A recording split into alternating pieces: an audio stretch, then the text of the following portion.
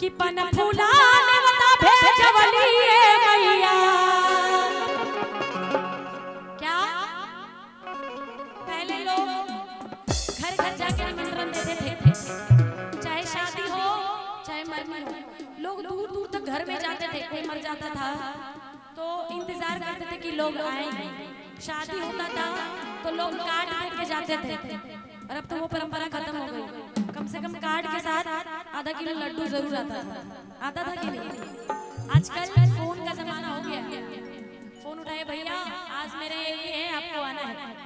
पर कहते हैं ना कि हम अपनी परंपरा खुद बनाते हैं और खुद बिगाड़ते हैं। हम अपनी परंपरा खुद बनाते हैं और खुद बिगाड़ते हैं। आजकल के बिजी लाइफ में किसी को टाइम नहीं है, पर कहते हैं ना कि हम बदल सकते हैं, महामारी बदल नहीं सकती।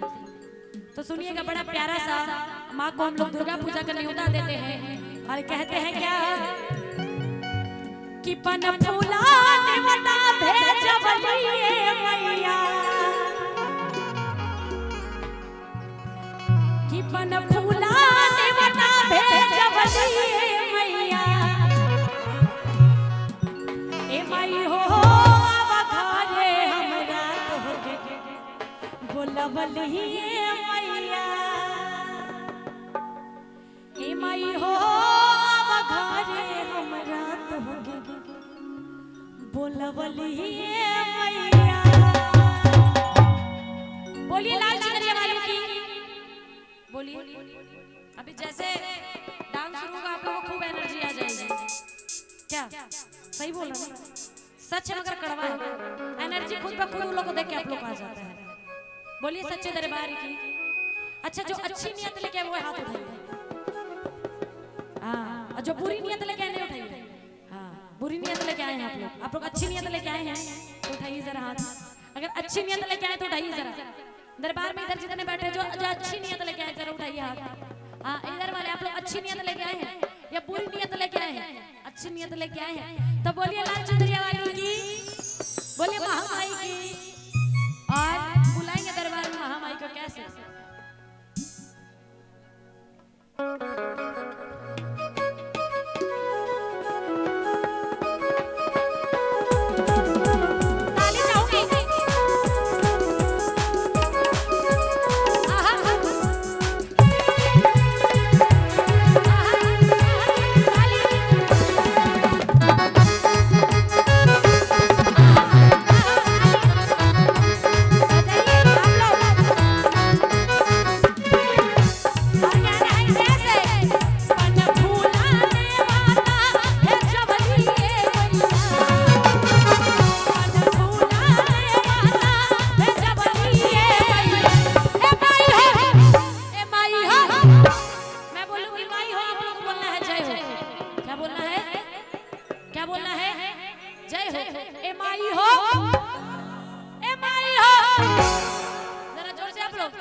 आगे में खड़ा होकर अच्छा नहीं लग रहा। बोलिए सच्चे दरबार की।